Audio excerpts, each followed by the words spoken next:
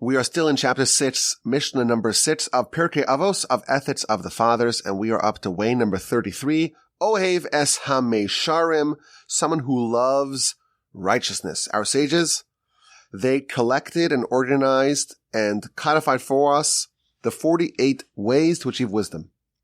If we want wisdom, if we want divine wisdom, if we want to tap in and align our minds with the mind of Hashem, so to speak, if we want to upgrade our intellect, if we want to become a worthy receptacle of Torah, we must acquire Torah. And our sages delineated for us the 48 different pathways to this divine wisdom. And way number 33 is Ohev es ha-mesharim. So we had recently to love charity and to love humanity and to love God. And now we have this idea to love righteousness. And to love straightness. Meshar means to be straight. If someone loves to be straight and to be righteous, that is a portal to wisdom. Now, what does this mean exactly? What does it mean to be straight and to be proper? And why would that contribute towards the acquisition of Torah? So the truth is, there is a verse in the Torah, there is a mitzvah in the Torah, Va'asisa hayashar. You should be yashar, which means you should be straight. Now, what does that mean? The Torah gives us many instructions, what we're supposed to do, and we're given measurements, and we're given precise details, and we're given not just ideas, not just nebulous, amorphous ideas, but we're told how to implement them. And we should shake the lulav. What's a lulav? What are the 4 species? How tall it must it be? And what are the parameters of it? And we're given this very unspecified verse, V'asisa hayashar. You should do what's proper, what's straight, v'hatov, and what's good. And the commentaries explain to us is that the Torah has a lot of mitzvos. All sorts of laws. And the laws are supposed to govern what we're supposed to do. And how we're supposed to interface with our fellow man. And we're given many, many, many details. And then we're told, V'asisa hayashar v'hatov. You should do what's right. You should be a good person. You should be a mensch. You should do what's straight. And the Ramban tells us, the Torah understands that it's not going to delineate every single conceivable human circumstance and situation. It's not possible to address every potential human situation. When you're interacting with your neighbors and your friends and your business dealings and the laws of the land, there are effectively an infinite amount of permutations for human interactions. And the Torah does address many circumstances and situations. It tells us, to not be a gossip monger, and to not take revenge, and to not bear a grudge, and to not stand idly while your brother's blood is being spilled, and not to curse a blind one, and to get up before the sage, and to not place a stumbling block in front of the blind. It does list a lot of different circumstances and situations and tells how we're supposed to behave. And then it has a general mitzvah. And says, be a good person. Do what's right. Do what's proper. And that's to address the totality. It's not just to follow the details, but in general, be a good person, do what's right. And the Ramban, very famously, he says this idea in 2 places. We're going to have later on in the book of Leviticus, Parshas Kedoshim. And it starts off, Kedoshim to you. You should be holy. Now, what does that mean? Again, it's an amorphous, nebulous type of verse. What does it mean? How do I be holy? And the Ramban there explains as well. The Torah gives us many, many, many mitzvos. What we can eat, what we cannot eat, and all the details. And someone may say, well, I'm just going to eat what's kosher. And I'm going to have a 5-course breakfast and an 8-course lunch and I'm going to binge on snacks in between, and then a marathon dinner. And all day I'll be eating 100% kosher food. And I'm perfectly in line with the laws of the Torah. Because after all, it's all kosher. The Ramban calls that is someone who is a novel b'shus Torah. A corrupt person, and it's all done with the stamp of approval of the Torah. And in order to prevent that, the Torah tells us, Kedoshim, to be holy. Even the things that are not explicit in the Torah, you should strive for elevation and holiness. So we have the details and then we have the general law. And that's both in mitzvos that relate to man and God and mitzvos that relate to man and man's fellow. V'asisa hayashav tov. After we're told many, many, many details, we're told in general, be good, be proper, be upstanding. And Talmud gives some examples of this. What's an example of being upstanding? Suppose you're trying to sell a parcel of land, and the neighbor wants to buy it. And of course, the neighbor has a greater incentive to buy it because that will make, one larger tract of land. You are required, the Talmud tells us, to give the right of first refusal to buy your property to one of the neighbors. They have first dibs.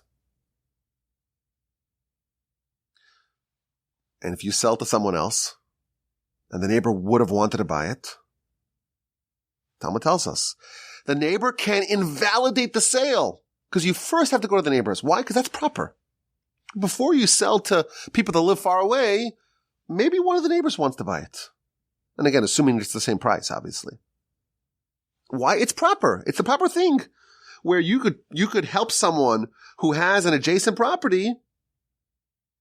It's the proper thing. It's the upstanding thing. To do what's upstanding. Vasisa hayashav tov. Do what's good, what's proper, what's straight.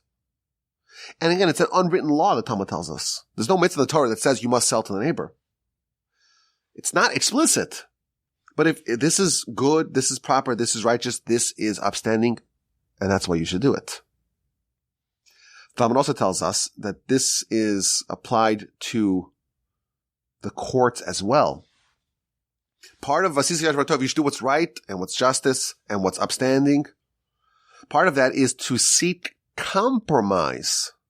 If you're a court of law and you have litigants and you have people that are contesting a given matter, of course, you're a court of law and you're supposed to find out what happened and seek out justice and find out who's right and who's wrong. But before you offer that, you should try to find a way to seek a compromise. Is there any way that there's some legitimacy to their claim and some legitimacy to their claim, and we can find a way to make everyone happy? And that's not justice, but it is upstanding. Justice would be to just approach the issue with cold, calculating logic.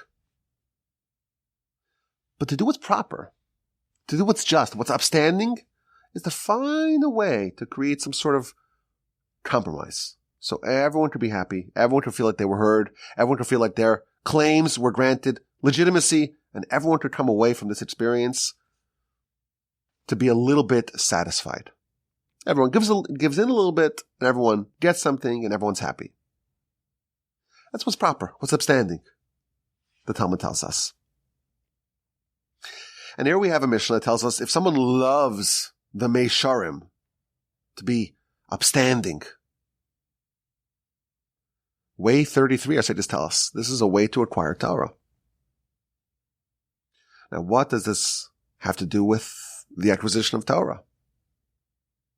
Now, Torah is an intellectual pursuit, maybe a spiritual pursuit. If someone is just and upstanding and righteous and proper and straight, why would that qualify them to be a recipient of Torah? So the commentaries tell us that when the verse says to be righteous and upstanding, it refers to being a good person and to having good character and to be someone who other people admire. And in fact, a Torah sage the Talmud tells us, they must always be upstanding in every one of their interactions. They have to be a model citizen and an exemplar for other people to look up to. It cannot be that someone behaves in a way that causes others to say, hey, wait a minute, they're studying the Almighty's Torah, but they're behaving in such a corrupt manner. They're petty. They're quick to anger. They drive with road rage. They exploit the system. They come back to Costco, 5 years later with the returns because it technically says that you can return it forever. It's not congruent. You cannot have someone who's studying the Almighty's Torah and fancies themselves as an exemplar of the Almighty's Torah and they behave in a way that's not upstanding. The way it ought to be is that someone who studies Torah should live by a higher standard. And everyone should say, look at this person. They study Torah and look how praiseworthy they are. Look how righteous and noble their behavior is.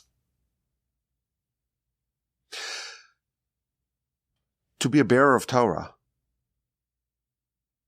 it means to represent God. And what makes a person meritorious and deserving of that?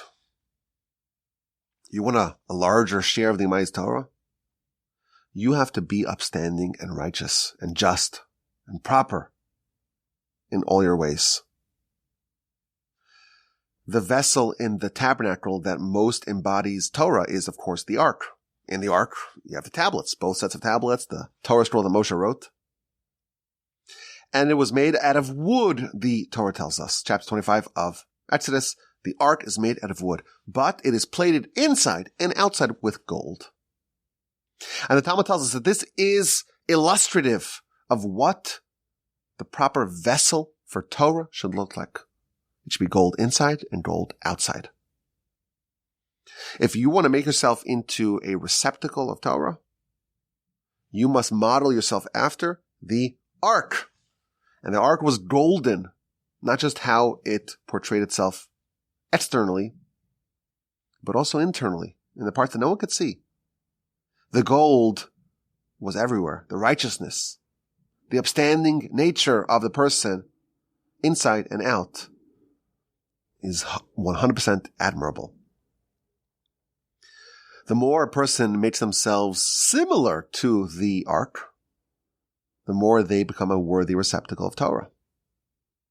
If their character is upstanding, if they're righteous and just and admirable in every way, they are more like the ark and become a better receptacle of Torah. And that's perhaps what our sages are teaching us. If you love righteousness, you're not just tolerating righteousness. Let me look for every little loophole and every little technical way that I can gain some sort of advantage over my fellow man. You're not desirous of that. You want to be good and you're willing to make compromises to do that. You love righteousness. You love being upstanding. Someone like that renders themselves into being a worthy home, a worthy domicile for the Almighty's Torah. There's another idea that the commentaries here tell us. The Mishnah says, someone who loves meisharim, from the word yashar, to be straight. Mesilas yasharim, the path of the straight path. There's a straight path and there's a crooked path. When it comes to studying Torah, there is the possibility of being very corrupt in our thinking. To not be straight, to not be just. To think in a contorted way. And the commentaries tell us this is perhaps a second idea in this Mishnah that we're told when we're approaching the Torah, we have a dilemma, we have a problem, we have a difficult subject to unpack. We have to try to study it with a clear mind, with a straight mind, and to avoid a convoluted approach to try to understand the Torah. to avoid the unnecessarily complex, to try to find the interpretations that are straight, that are sensible, that are logical. And this is a bit of a challenge, because we all want to have novelty, and we all want to have contributions towards Torah, and we want to have an insight that's just a revolutionary idea. And if you think straight, and you interpret the Torah in a manner that is just sensible and logical, you're not going to have as much novelty. There's a great piece from the great Rabbi Yerucham. He's talking about the gifts of the princes. So the beginning of the book of Numbers, it tells that during the inauguration of the tabernacle for 12 consecutive days, the heads of the 12 tribes each brought an offering. It's a very elaborate offering, all sorts of vessels and all sorts of sacrifices. But what's unique about it is that for 12 days, the 12 heads of the tribes, the princes of the tribes, brought the identical offering every single day.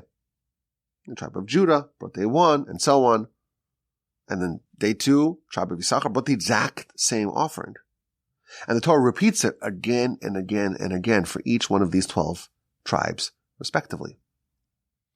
And the commentaries explain that each one of these princes, on their own, intuited what's the right contribution to bring for this occasion. And they each arrived at the exact same conclusion on their own. Because if you think clearly and you think straight, you'll end up thinking like other people do. And Rabbi Yerucham says, is like, if you're on the straight path, you're on the interstate, you will meet other drivers. We spoke about Google Maps, right? Or Waze. You take the Waze and it always finds this convoluted path. And you end up driving. We drive to Canada every summer. So sometimes they take you on these very creative routes. And it saves you 5 minutes, but you're going on these abandoned, side roads. You don't see cars for dozens of miles. And then you see a whole line of cars because one guy's going really slowly. You go on the interstate, it's just full of cars. When you think, you could think straight. And you think straight, you're going to be with a lot of other cars, a lot of other people. If you think crooked, you may be on your own. And you feel great, well, I'm a maverick. But that may be a sign of non-straight thinking, of corrupt, crooked thinking. And you're like, well, I'm the only person in history that's ever said this. Well, that should be a red flag, perhaps. Because if you're thinking properly, you'll have 12 people who all think properly and all arrive at the same conclusion. So if you're studying citation in the Talmud, you're thinking about it, and you offer an approach to understand it. And that sounds logical and it feels great. Wow, what an interesting way to frame it. And you start perusing in the classic medieval literature, and you're like, wait a minute, the Ramban says what I said. The Ramban 1,000 years ago, he already arrived at the conclusion that I arrived. So suddenly I may feel deflated, right? I thought I was this brilliant genius that finally solved the dilemma. I deciphered the Talmud. Well, the Ramban preceded me by almost 1,000 years. And that may be a bit disheartening, but it shouldn't be, because it just is a testament to the fact that you are thinking correctly. Because if your mind arrived at some sort of conclusion that the Ramban arrived at, that's a sign that you're thinking straight. And you're not thinking in a convoluted way. The verse tells us in chapter 19 of Psalms, Pekud Hashem Yesharim, the instructions of God are straight. Mesamche lev, they bring joy to the heart. If someone thinks clearly and straight and logically, their study of Torah will be joyous. Because there's a certain synergy that they're having with the will of the Almighty as expressed through His Torah.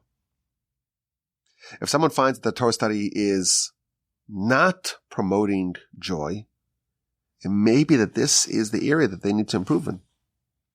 Their thinking, it's too complex maybe. It's too convoluted. It's not straight.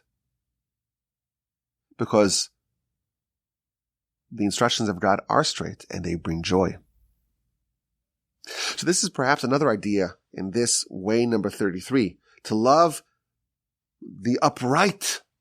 To love straight thinking. If you think straight, well then you're going to be able to be a better student of Torah because you're actually more aligned with the Torah. And again, we have this tendency to want to be a maverick and to want to be independent and to want to create novelty, and that's great. But if it's not straight, you may be off the beaten path, and that's not a good thing. And this is actually a virtuous cycle. Because when someone studies Torah, what they're doing is they're aligning their mind with the mind of God. So the study of Torah actually makes their thinking more straight. And when your thinking is more straight, and you love that, well, that's a way to acquire Torah. So this is a self-reinforcing cycle where the more you try to make your thinking straight and less convoluted, the more you're able to study Torah, and that actually straightens your mind. And so on. And you're able to upgrade your thinking every time you study. And thus, thinking clearly both causes you to have more Torah, and it's also the result of you studying more Torah. And by the way, this is why if you have a great Torah scholar, it's an incredible asset, not just for Torah matters, but for all matters. You want advice on whatever it is. You have people whose minds are upgraded. They're operating on a higher level. And they can be a tremendous source of counsel in all matters. Because the study of Torah has upgraded their intellect. And their minds are sharp, and their minds are logical, and they're incisive, and their thinking is not corrupted. I saw a great framing in one of the commentaries that encapsulates this idea. If you have a sword that's crooked, it's not going to go into a sheath that's straight. Similarly, a sword that is straight will not enter a sheath that is crooked. The Torah, it's straight. The instructions of God are straight. If your brain is corrupt, your brain is crooked, well, it's not going to be a good match. And that's way number 33, to love righteousness, to love the straightness, meisharim, to straight and clear thinking. That is a way to make yourself more compatible with Torah. Now, part of this is to try to seek truth. What happens if you have a clever idea and your study partner, your chavrusa, has an idea that's not quite as clever, but it's more correct? So you kind of have to swallow your pride.